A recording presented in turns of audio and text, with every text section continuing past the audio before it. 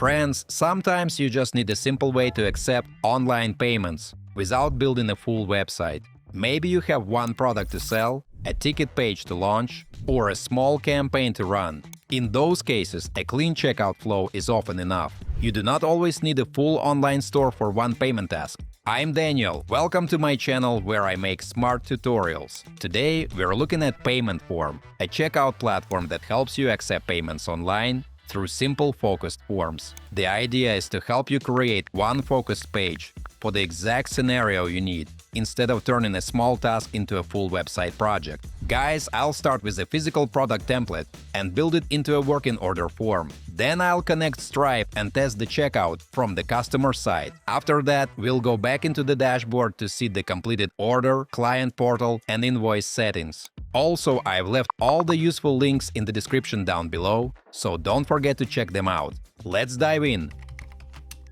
Now mates, after I log into PaymentForm, we land in the Forms section. This is basically where the checkout pages live, so it makes sense to start here. There are other tools in the menu, but for now, I'll focus on the main flow. I create a new page and choose the template for a physical product. Since we are selling an actual item, this template gives us the right starting point. After opening it, we arrive inside the form editor. At the top, we see the main tabs: e-commerce setup and fields. There are also separate sections for settings and publish. On the side, we can manage the product setup and adjust how the checkout should work. This is also where we control the key checkout settings, from payment details to delivery and promotions. And now, as you can see, the live preview shows how the form will look for the customer. Folks, the template already comes with demo products, but they are just placeholders. So I open the product page and replace it with my own item. I upload the product image, add the name Din Dan Energy Drink, and write a short description so the checkout already starts to look like a real product page. Next, I create a new category and name it accordingly. This keeps the form organized if we add more products later. There is also a variant section for options like flavors or sizes. In this example, I skip it because the setup is simple. I finish the basic sales setup, and now the product is ready to appear in the checkout. There is also a discount option if you want to run a promotion, plus a SKU field if you need internal tracking. Guys, after filling in the details, I save the product.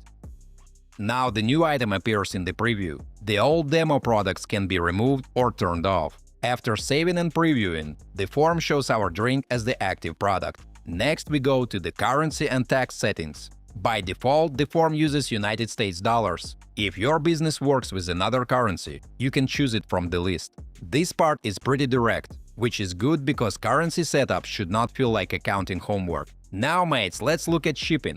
Inside the shipping section, we can turn delivery on and choose how customers receive the order. The template already comes with delivery options. Store pickup is free, and home delivery can have a separate fee. During checkout, the buyer simply chooses the delivery option that works best for them. Next, folks, we move to coupons. Here, I can create a promo code, control how it should work, and decide how long it stays active. This is useful when you want to run a quick offer without building a separate campaign from scratch. Next, friends, we open the Fields tab. This controls what information the buyer enters before completing the order. Inside the builder, we can adjust the structure and keep only the fields we actually need. The good thing is that the structure is flexible. In other words, you are not stuck with fields that do not fit your actual order flow. Guys, let me take a little break to ask you to like this video and subscribe to my channel. It's absolutely free, but helps me make even more fun tutorials for you.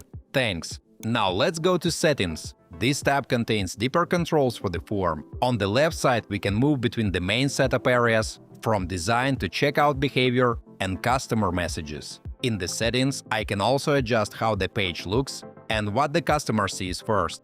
Then we have the gateway settings, where we connect the provider to this specific form. Right now, the payment side is not connected yet, so we'll handle that in a moment. Before that, I want to check the success message, which controls what the client sees after completing the order.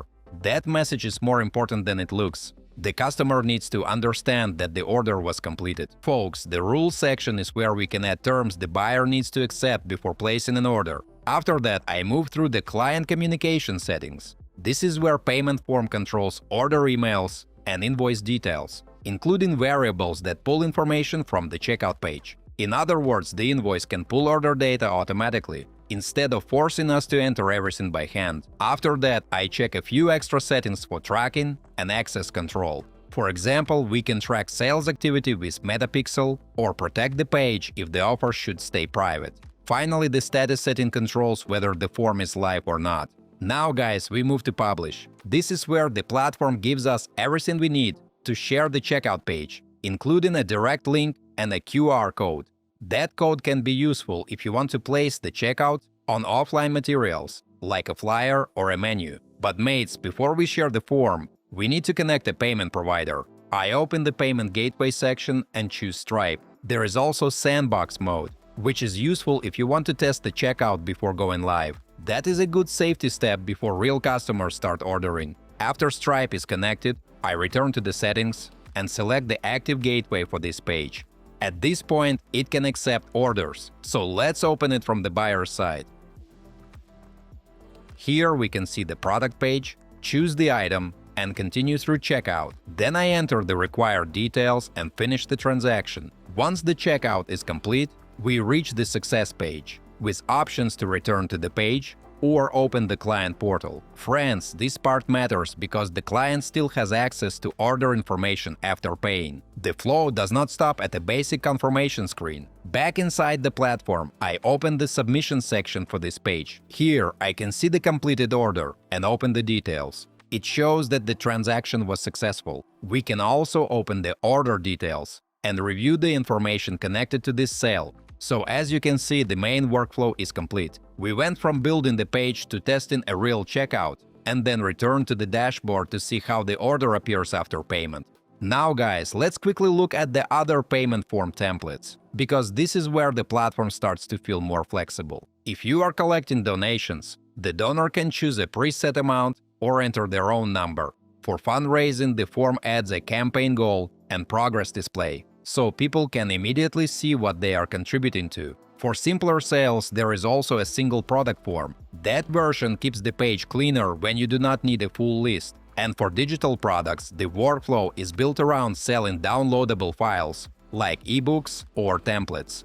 Then we have event and membership ones. One is better for tickets, while the other fits recurring access. So the useful part is not just the number of templates, it is that each one already starts with the right structure for a different kind of checkout.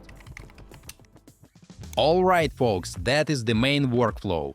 So in this walkthrough, we saw the full path from creating a checkout page to accepting a payment and reviewing the completed order in the dashboard.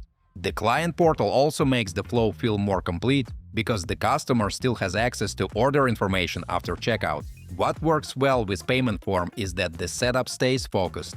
You are not building a full store just to sell one thing. You create a simple order flow around one offer, and the platform gives it enough structure to feel complete. So, my friends, try starting with one small use case and go through the form as if you were the buyer. If the checkout feels clear from the first click to the confirmation page, you'll understand pretty quickly whether this workflow fits your project. If you're excited to try it out, or if you've already used it and have some thoughts to share, drop a comment below.